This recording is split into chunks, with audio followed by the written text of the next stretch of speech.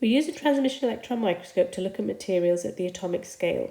We can see how the atoms are arranged, what they are, and how they bond to their neighbours. This is a TEM.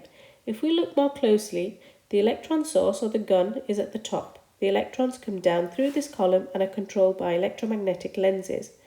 The beam passes through the sample, and we have several detectors and cameras to measure the interaction of the beam as it passes through. In order for the beam to pass through, though, the sample needs to be extremely thin. It is placed in this holder, which is then loaded into the microscope, and we use a camera placed further down the column to view the image.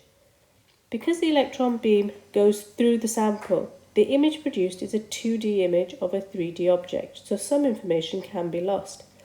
As we can see here, a rod can appear as a sheet, a tube with a hollow core can appear as a ring, and a cube can also appear as a sheet.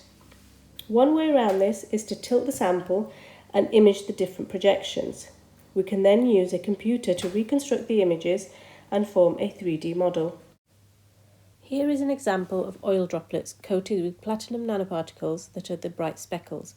They cover the entire droplet. If we take images as we tilt, we can construct a tilting series from which we are able to reconstruct a 3D model of the droplet.